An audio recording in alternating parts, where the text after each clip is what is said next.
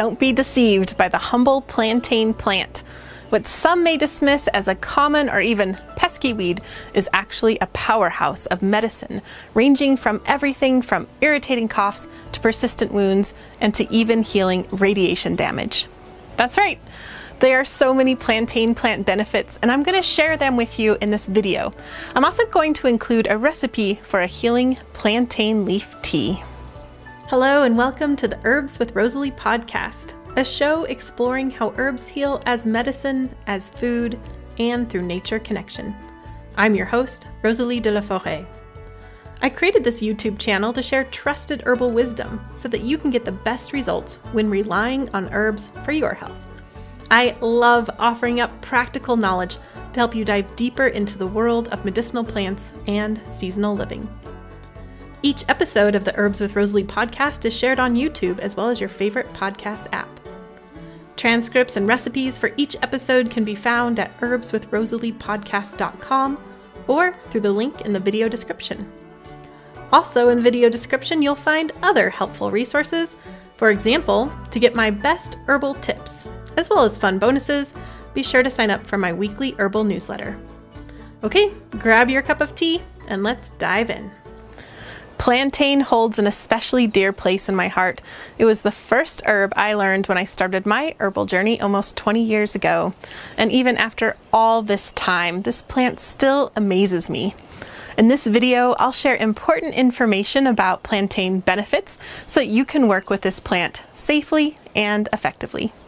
Be sure to stick around to the end to get my recipe and free recipe card for a healing plantain leaf tea.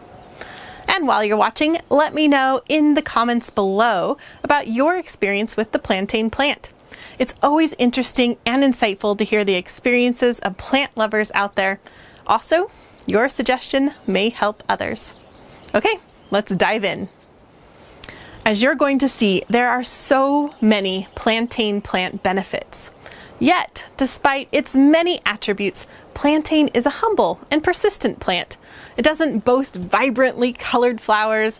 Its leaves often hug the ground or grow tall to blend in with the surrounding grass.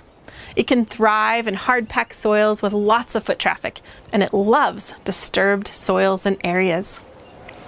Best of all, if you know how to spot it, you can most likely find this herbaceous perennial whenever you need it. There are about 200 species worldwide and about 30 native and 5 introduced species in the US. The first time I heard plantain benefits being discussed, I immediately thought of plantains, the edible fruit that it's related to the banana. This isn't that plantain. I'll share more about identification in just a bit.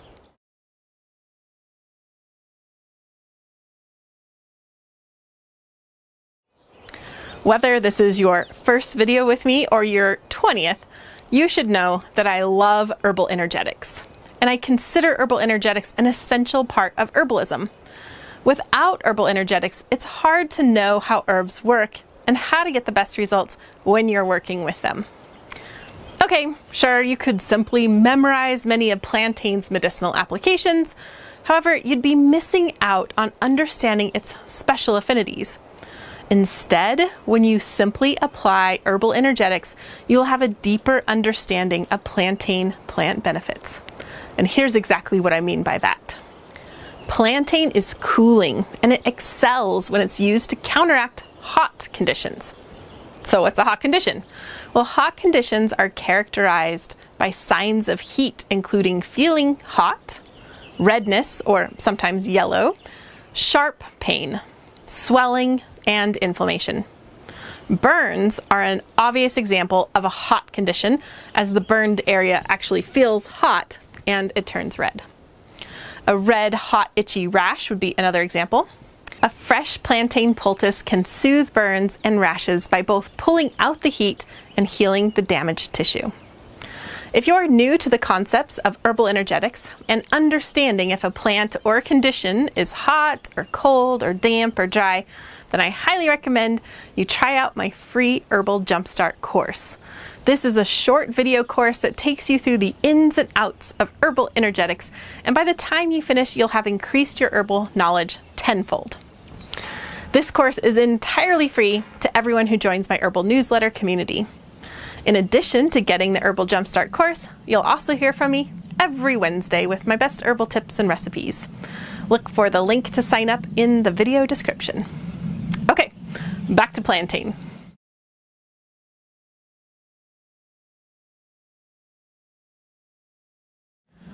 Another example of a hot condition is bites and stings from insects, spiders, and scorpions. Let's take a bee sting, for example. When a bee stings a person, it releases its venom into the skin. Fairly quickly, the area around the sting might swell, turn red, feel hot to the touch. The pain is generally sharp, as opposed to like a dull ache. So plantain is perfect for this hot condition. A fresh poultice of the leaves somehow magically has the ability to pull out the poisons from the skin and dramatically decrease the redness, the swelling, and the pain. I've seen this work again and again on so many different types of bites and stings. For the best results, you want to apply the plantain as quickly as possible after the sting, and then you want to change that poultice about every 20 minutes or when the poultice feels warm to the touch. A plantain salve will also work well, especially on common itchy insect bites like those from flies and mosquitoes.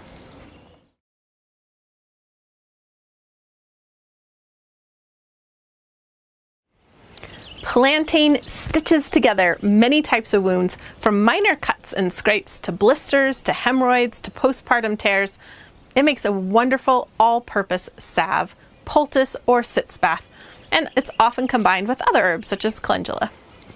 Because it has the ability to draw things out, plantain is perfect for splinters, boils, or even puncture wounds. The plantain plant is also antimicrobial, so it helps prevent bacterial growth in wounds as they heal. Examples of infections and wounds that are a great match for plantain include things like boils, eye infections, urinary tract infections. I really like to combine it with echinacea when I'm specifically dealing with infections. Plantain has also been shown to heal wounds and irritations caused by radiation. Oral mucositis caused by radiation is common in patients who are undergoing treatment for head and neck cancer. In a randomized, double-blind, placebo-controlled trial, patients were given either a syrup made with plantain or a placebo. After 7 weeks, those taking the plantain syrup had significantly less severe symptoms, including significantly less pain. By the way, calendula has also been shown to reduce the negative effects of radiation exposure during cancer treatment. When you're finished watching this video on plantain, look for my video on podcasts all about calendula. Plantain can also heal stubborn wounds like diabetic foot ulcers and pressurized ulcers. A human clinical study published in 2022 showed that patients who used a 10% plantain extract gel saw a significant reduction in wound size compared to those taking a placebo. Many patients in the trial were completely healed with the plantain gel. Another double-blind randomized clinical trial that used both plantain and aloe vera concluded that these plants are an effective, cheap, and safe treatment for diabetic foot ulcers.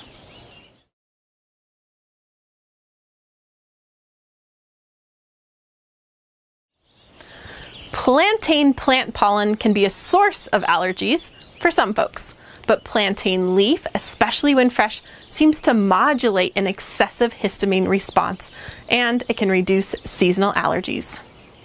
Many years ago, I learned from other herbalists to use fresh plantain tincture with a peach leaf twig tincture for calming overly reactive tissues that create symptoms like runny nose, sneezing, or this dramatic response to bug bites. It works great. Herbalist Jim McDonald recommends using slightly saline plantain leaf tea in a neti pot for nasal irritations or as a wash for eye infections.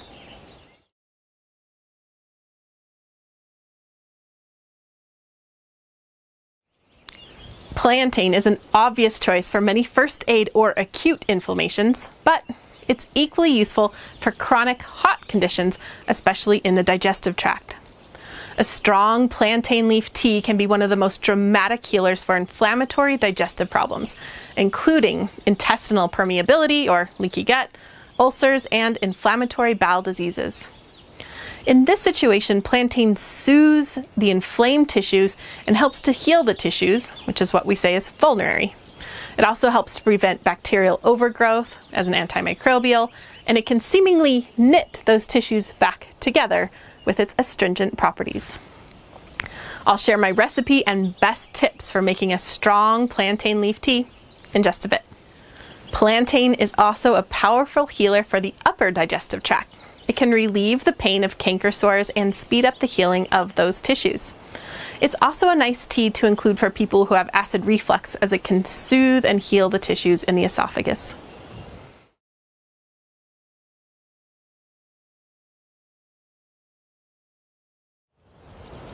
Besides being cooling for hot conditions, plantain is also moistening or demulcent.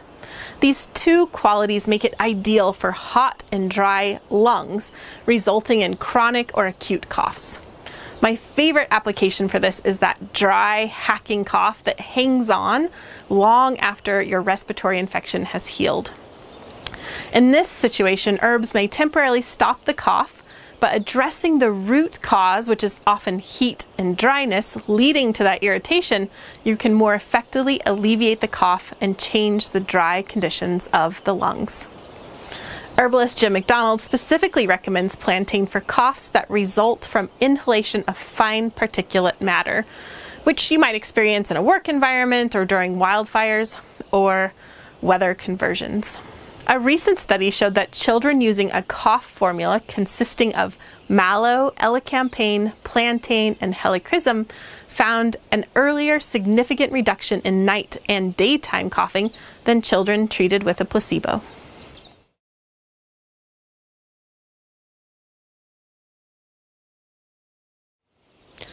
While herbalists often use plantain leaves, we can't overlook the benefits of plantain plant seeds.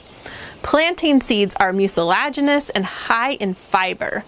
Seeds that are collected from Plantago ovatum or Plantago psyllium are harvested on a large scale and sold as psyllium seed, and husk, which are then used to help maintain bowel regularity. The seeds from the plantain growing outside your door can be used similarly, but the process of harvesting enough of those teeny tiny seeds is time consuming. Plantain seeds are also deliciously edible and can be eaten raw or added to cooked foods, or whole plantain seed stalks can be steamed and eaten if the seeds are too tedious to collect individually. These seeds are also medicine. A trial in 2021 showed that psyllium seeds used as fiber supplement could reduce small, dense LDL particles in children at risk for heart disease. The seeds can also heal the gut. An in vitro study on the seed shows promise for its ability to strengthen the intestinal wall, which could possibly help with intestinal permeability or leaky gut.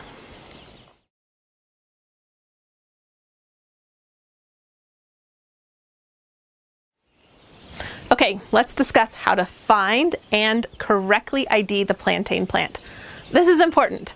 As I mentioned before, when I first heard of plantain as an herbalist, I thought immediately of one of my favorite dishes when I was living in the Dominican Republic, platanos.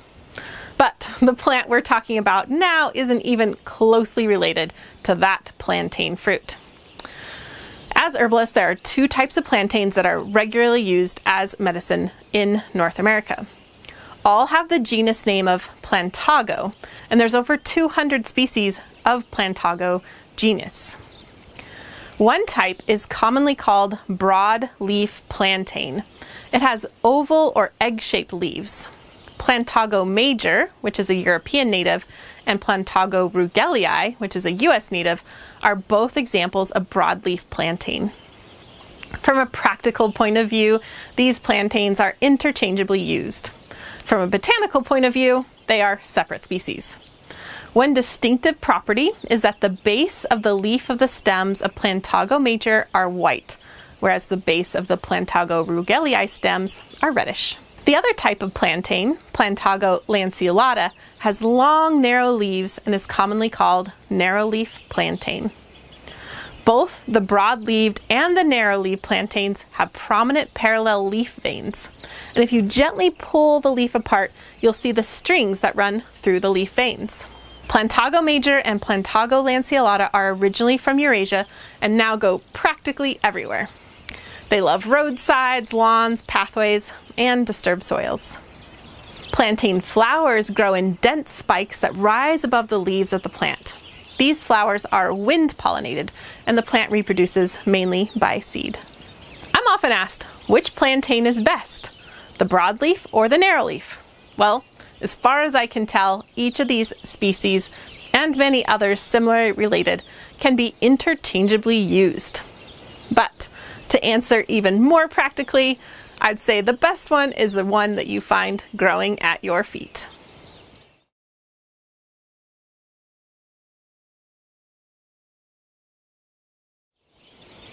When using plantain for bites and stings, fresh leaves are preferred.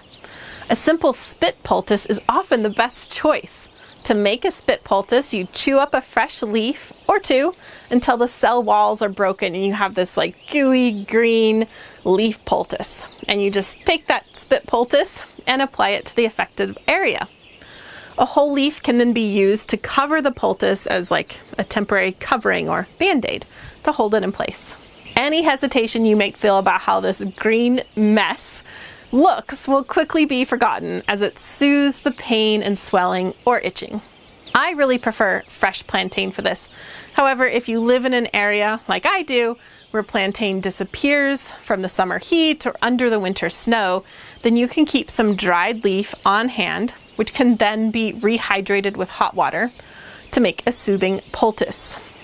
Or you can blend up fresh plantain plant leaves with just a bit of water and then freeze that for later use.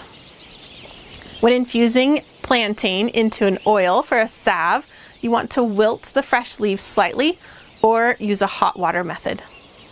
When making a tincture, fresh plantain leaves are also preferred. The young fresh leaves can make a great salad green, cooked green, or pesto addition that is high in nutrients, especially minerals that are often lacking from modern diets. As the leaves mature, the strings in the prominent leaf veins can make the experience more like flossing rather than eating, and you can avoid that by chopping up the leaves crosswise to cut those strings into short pieces. You can also blanch them to first remove some of the bitterness from the leaves.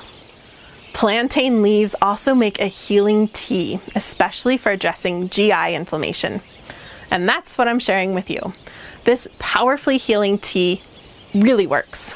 Admittedly, this isn't the best tasting tea ever. I wouldn't serve this for, say, Sunday brunch or anytime you're looking for a yummy pot of tea. However, what's lacking in flavor, it really makes up for in efficacy. It's medicinal and super effective. If it's too bitter for you, you can try adding a pinch of salt, which helps to counteract the bitterness, or you can dilute it with a bit of water. This particular recipe comes straight from my second book, Wild Remedies: How to Forage Healing Foods and Craft Your Own Herbal Medicine. This book is perfect for you if you want to learn more about the plants growing near you. Included with each herbal chapter is safety information, sustainable harvest instructions, and lots of fun and easy recipes like this. To make this tea, you'll need a half cup, or about 8 grams, of dried plantain leaves, a half cup, around 8 grams, of dried calendula flowers, a 1/4 cup, or 3 grams, of dried rose petals, 1 tablespoon or 2 grams of finely crumbled dried mallow or marshmallow leaves, 1 teaspoon fennel seeds, and 3 cups of water. To make this tea, place all of the herbs in a quart-sized jar or a quart-sized tea press. Bring the 3 cups of water to a boil and then pour the water over the herbs. Stir well and then cover it and infuse for 30 minutes. Then strain well and drink within 24 hours. If you'd like a free printable recipe card of this plantain tea recipe, then visit the link in the video description. Or pick up a copy of my book, Wild Remedies, to get more insights and recipes for plantain and many other plants. Also in the video description, I've included other helpful links, like where you can buy plantain, as well as both of my books. If you've enjoyed this video on plantain plant benefits and you value trusted herbal information, then I hope you stick around. The best way to get started is to hit the subscribe button and ring the notification bell so you can be the first to get my best herbal insights and recipes. Fun fact. As I mentioned, plantain has a special place in my heart. It was the first herb I learned about when I started my herbal journey, and I think it's the perfect example of herbalism as the people's medicine. When the Eurasian plantain plants came to North America, they were named white men's footsteps because they grew readily on the wagon wheel tracks of immigrants heading across North America. Their weedy growing habits often make them disdained, but plantain is actually a band-aid for disturbed soils and impacted soils. Their roots help to break up hard dirt. Their leaves shelter the soil from the sun and provide food and shelter for other beings. But that's not all. Plantain is an amazing plant for cleaning the soils that they grow in. One study found that plantain growing near mines and smelting plants had 15 times higher cadmium, lead, and zinc. That's right. From soothing bee stings to quelling coughs to healing digestion and even to helping to clean our distressed soils, plantain is filled with countless gifts.